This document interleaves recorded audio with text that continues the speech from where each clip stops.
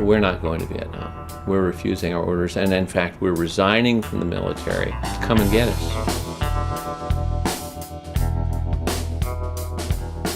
You must understand, I liked being a Green Beret. I thought it was good. The problem I had was realizing that what I was doing was not good. I was doing it right, but I wasn't doing right. During the Vietnam War, an anti-war movement emerged that altered the course of history. This movement didn't take place on college campuses, but in barracks and on ships. It flourished in Army stockades, Navy brigs, and the dingy towns that surrounded military bases. Hundreds went to prison and thousands into exile, and by 1971 it had, in the words of one colonel, infested the entire armed services. Mr. President, there's a terrible demonstration going on outside. Oh, there's always a demonstration going on outside, Pat. Yeah, but Richard, this one is completely out of control. They're storming the White House. Oh, in that case, I better call out the 3rd Marines. You can't, Richard. Why not? It is the 3rd Marines. I had nothing to lose. It's a really free place.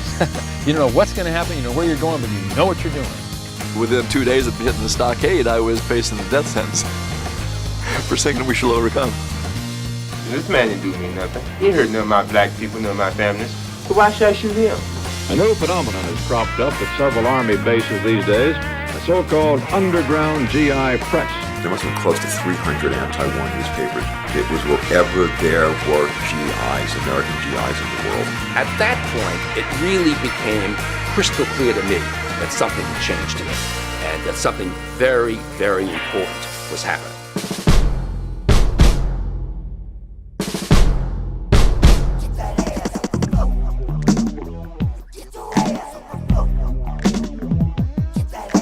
We truly believed what would stop that war was when the soldiers stopped fighting it.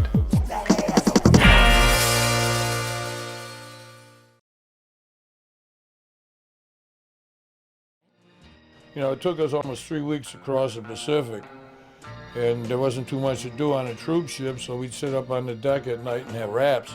And a lot of times it would get to what we were going to, whether it was right or wrong. And we'd go back and forth, and we'd always end up concluding, well, let's hope we're doing the right thing because that's where we're going.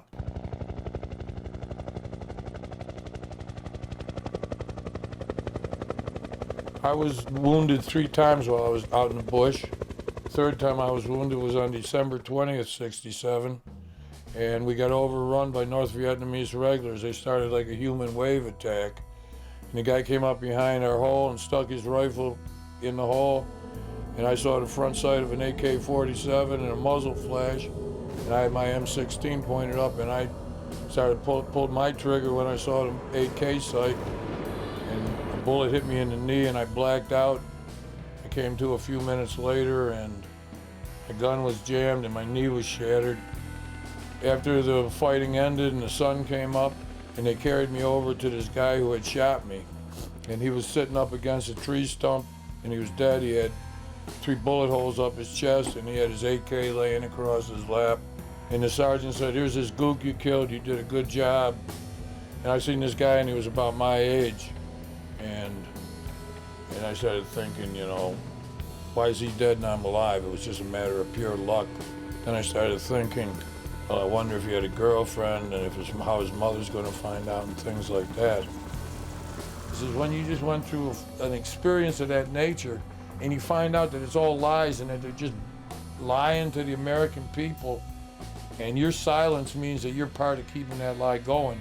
I couldn't stop. I mean, I couldn't be silent. You know, I felt I had a responsibility to my friends and to the country in general, and to the Vietnamese. The last guy who I shot, and I don't consider he was the first guy I shot, but it was the first guy I shot where I was shooting it out barrel to barrel with him and looked him in the face afterwards. And I felt a certain amount of responsibility to him to make that his life, if his death not be in vain, meant that I had to try and advocate for the justice that he was fighting for, because I believed he was fighting for his country. So I became involved in the movement. That's what happened with me.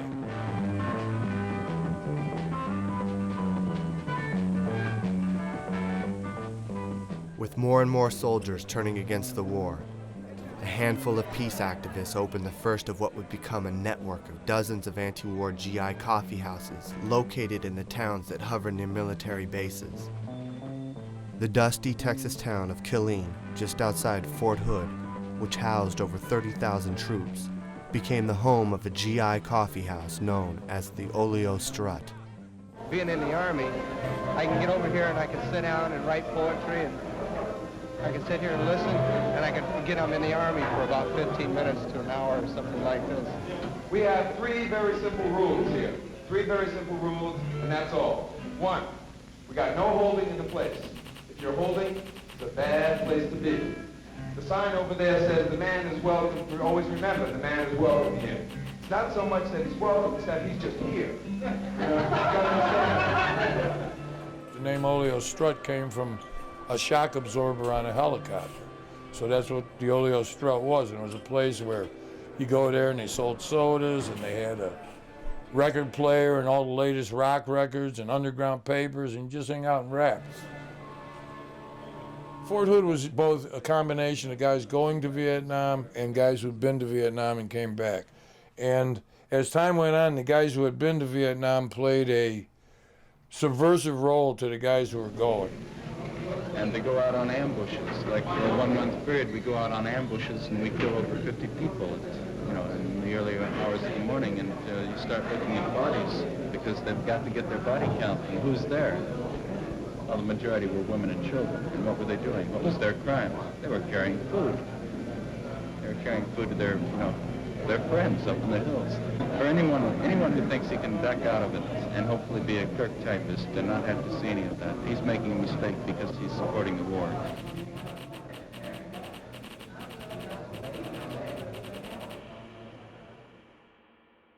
I remember probably one of our campaigns that was a pretty good effort was the Tyrells boycott. Tyrells was a jewelry store at a number of bases throughout the country. And they used to have these guys standing out on the sidewalk soliciting you. GIs would come into town and they say, hey, why don't you buy your mother a ring? Why don't you buy your girlfriend a ring? And particularly they were trying to get the guys who were going to go to Vietnam. You better buy something for your mother. You might not get to see her again, something to remember you. They'd be out there hustling, and they knew all the different raps to pull on a lonely GI's heartstrings.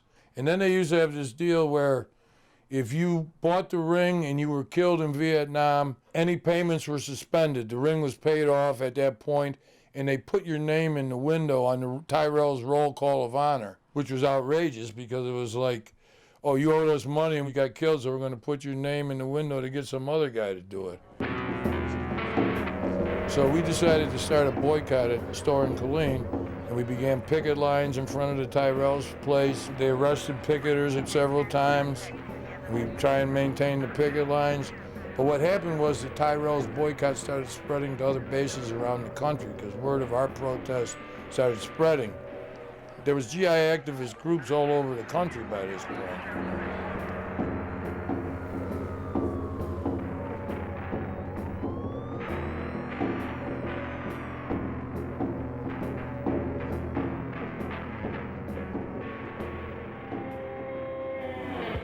A new phenomenon has cropped up at several Army bases these days, a so-called underground GI press, which consists largely of anti-war newspapers.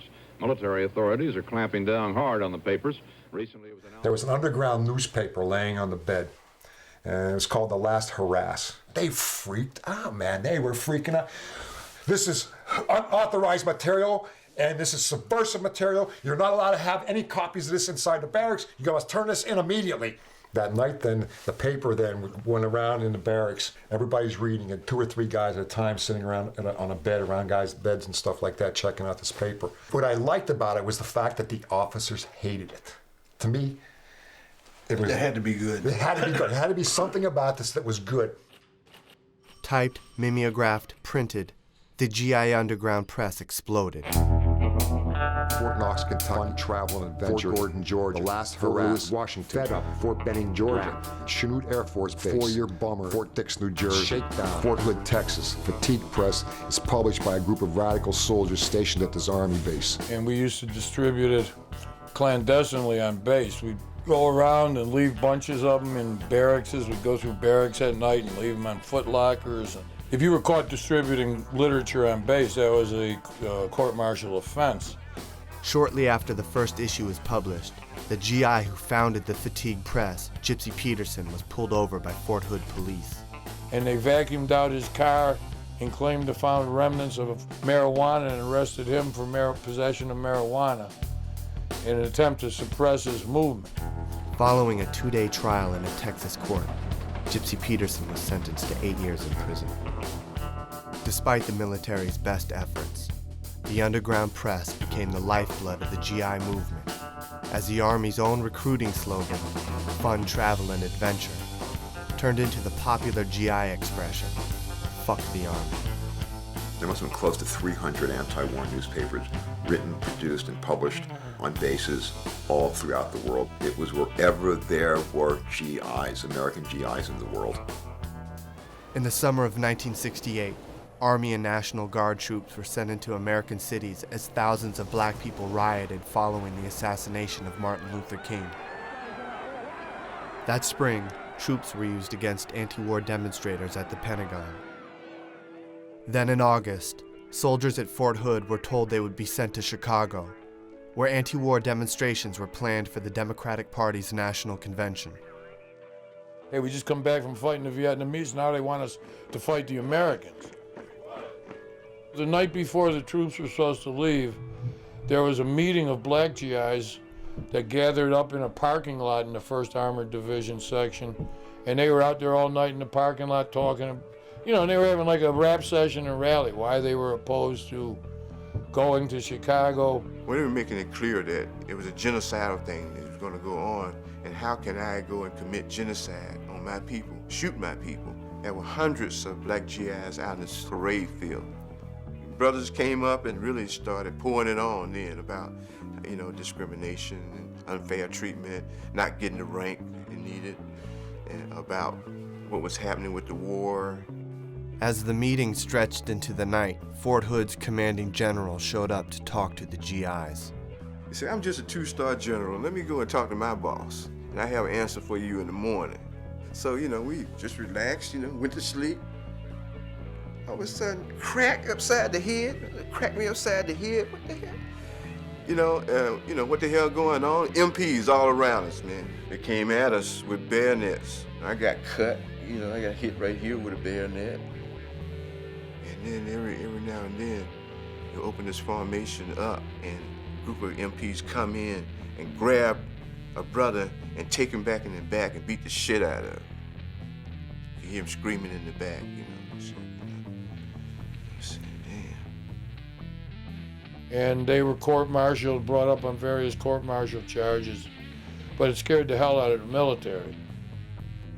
Then they went around and went through the roster of all the units who were supposed to go and took off who they considered to be, quote, subversives. So a number of people, myself included, were not sent to Chicago. In one of the most infamous events of the 1960s, Chicago police brutally attacked the demonstrators in front of the Democratic Convention. Although the Army had sent a contingent of riot-controlled troops to Chicago from Fort Hood, they kept them off the streets. It was no longer certain which side the GIs were on. The military had a problem on its hands, and it was about to go from bad to worse. Claiming to have a secret plan to end the war, Richard Nixon had been elected president in 1968, but in 1970, he expanded the war, ordering an invasion of Cambodia, Vietnam's neighbor. That spring, I drove across country for 2 months, and during that time, Nixon invaded Cambodia. 4 students were killed at Kent State, 2 were killed at Jackson State. I mean, it was something. As anger over the invasion and killings exploded, the GI movement entered a new era. This was Armed Forces Day, and in many cities across the country, there were the usual parades, displays, and bands. But the recent surge of protest over the war in Indochina cast a shadow over today's activities. This was even true at some military bases where the presence of anti-war demonstrators led to the cancellation of planned observances. 1,000 GIs marched the first year right outside the base. And they told people it was off limits, and they told people that if you went there, you were going to get arrested. The store owners downtown were putting up plywood coverings on their windows because the cops told them it was going to turn into a riot. But then people decided to change it to Armed Forces Day because, you know, we thought making fun of your enemy was as valuable as yelling at him. And in Killeen, we had 3 demands. We had a pretty extremist slogans: avenge the Kent State and Jackson State killings. And so we had end the war. The third slogan, I think, had to do with the political prisoners going, because at that time, the Black Panther Party was starting to gain some strength and there was repression against them. The second year, 1971, there had to be 3,000 to 4,000 on the street.